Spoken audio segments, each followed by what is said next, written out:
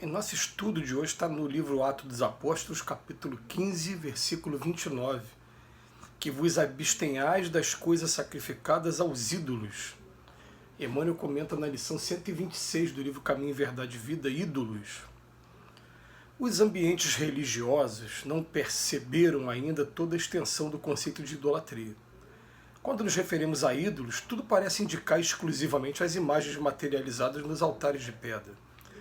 Essa é, porém, a face mais singela do problema. Necessitam os homens exterminar, antes de tudo, outros ídolos mais perigosos que lhe perturbam a visão e o sentimento.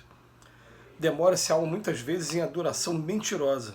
Refere-se o versículo às coisas sacrificadas aos ídolos, e o homem está rodeado de coisas da vida. Movimentando-as, a criatura enriquece o patrimônio evolutivo. É necessário, no entanto, diferenciar as que se encontram consagradas a Deus das sacrificadas aos ídolos. A ambição de alcançar os valores espirituais de acordo com Jesus chama-se virtude. O propósito de atingir vantagens transitórias no campo carnal, no plano da inquietação injusta, chama-se insensatez. Os primeiros lugares que o Mestre nos recomendou, evitemos, representam ídolos igualmente. Não consagrar, portanto, as coisas da vida e da alma ao culto do imediatismo terrestre é escapar da grosseira posição adorativa. Quando te encontras, pois, preocupado com os insucessos e desgostos no círculo individual, não ouvides que o Cristo, aceitando a cruz, ensinou-nos o recurso de eliminar a idolatria mantida em nosso caminho por nós mesmos.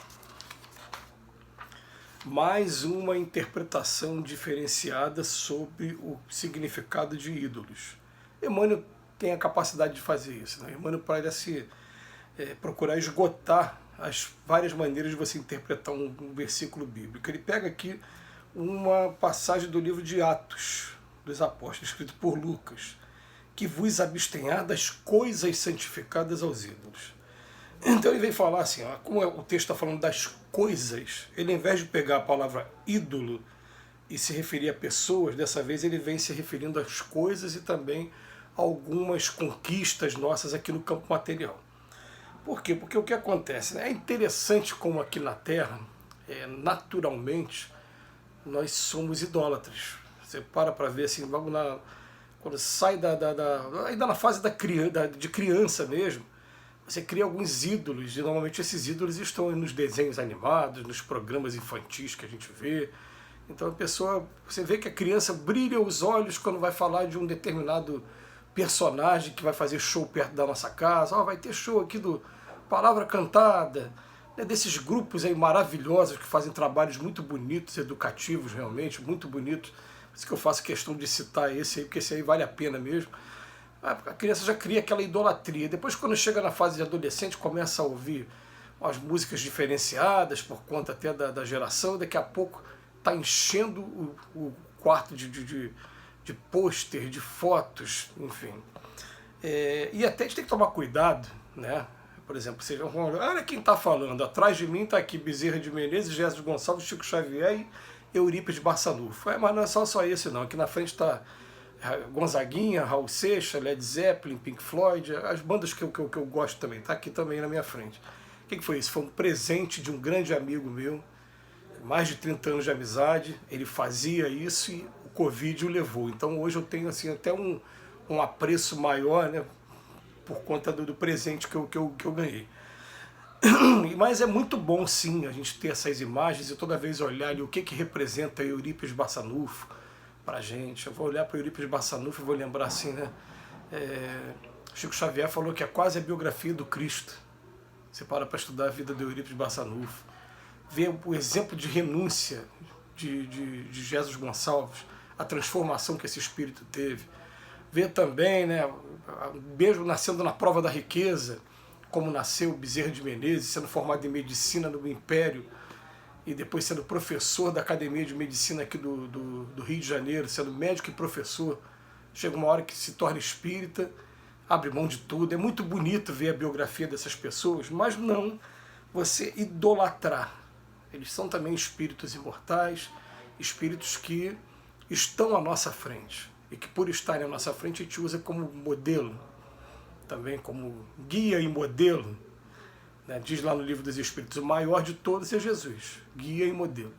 Mas tem alguns aqui mais próximos, a gente pega assim como ídolo, mas ele vem falar para a gente o seguinte: refere-se o versículo às coisas sacrificadas aos ídolos. E o homem está rodeado de coisas da vida. Então, o que se chama essas coisas que são sacrificadas aos ídolos? Ele vem falar para a gente, ó, a gente precisa, antes de mais nada, exterminar ídolos mais perigosos que perturbam a visão, que perturbam o sentimento, né? E não ficar só preocupado com aquela imagem materializada dos ídolos, como está aqui. Isso aqui está materializado também. Está materializado aqui num disco de vinil, a obra de arte que foi feita, né?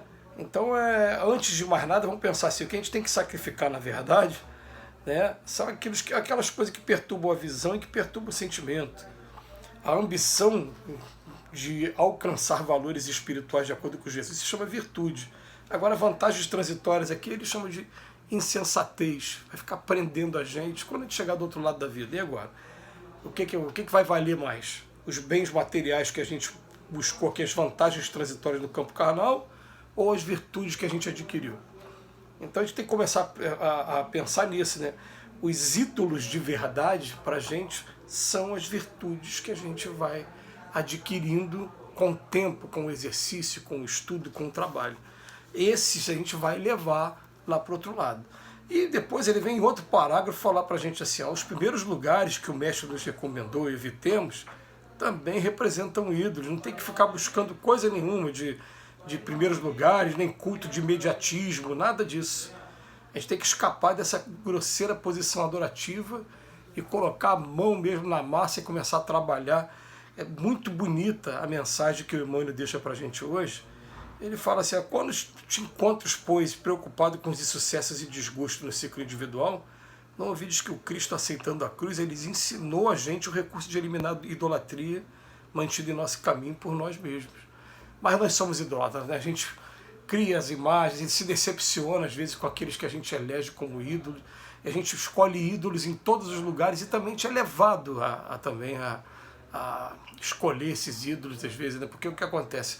É todo um trabalho de mídia, né, de imprensa que está forçando a barra e mostrando, querendo mostrar para que a gente acha que o melhor que tem na música hoje é determinado artista, que o melhor que tem na literatura é fulano. E daqui a pouco a gente vai descobrir aqueles que estão no anonimato e vai ver que tem muito músico por aí, mas na verdade só não teve divulgação.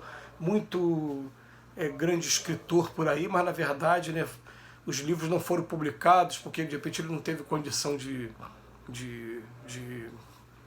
bancar a produção do livro.